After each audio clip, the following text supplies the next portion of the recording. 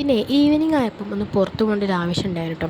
അപ്പോൾ കുറച്ച് ദിവസം മുന്നായിട്ട് കേസരി വെക്കാൻ ഭയങ്കര ഒരു പൂതി ഉണ്ടായിരുന്നു കേട്ടോ. അപ്പോൾ ഉണ്ടാക്കാൻ വേണ്ടി നോക്കിയപ്പം ഒരു സാധനം വീട്ടിലില്ല കേട്ടോ.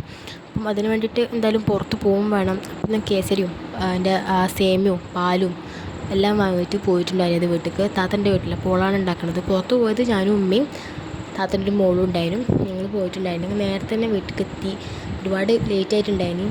നേരെ വീട്ടിലേക്ക് പോയിട്ട് ഉണ്ടാക്കാനുള്ള പ്ലാനിങ് തുടങ്ങുകയാണ്. സാധാ ഒരു ഫ്രൈ പാൻ വെക്കുക, അതിലേക്ക് പാലോ ഇനി തേങ്ങാപ്പാലായും കുഴപ്പമില്ല, ഇനിയിപ്പം പാൽപ്പൊടി കലക്കിയിട്ട് അതായാലും കുഴപ്പമില്ല. അതിലേക്ക് ഇല പൊടിച്ചതിടുക, എന്നിട്ട് മഞ്ഞൾപ്പൊടി ഇട്ട് കൊടുക്കാം. ഇനി ആവശ്യത്തിന് ഇന്നലെ ഇളക്കി കൊടുക്കാം.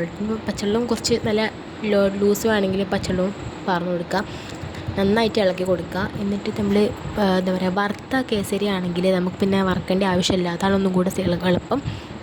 എന്നിട്ട് നമ്മൾ എന്താക്കുക, നമ്മൾ കുറച്ച് പാൽപ്പൊടി കലക്കിയിട്ടും കൂടെ ഇട്ട് കൊടുക്കുന്നുണ്ട് കേട്ടോ.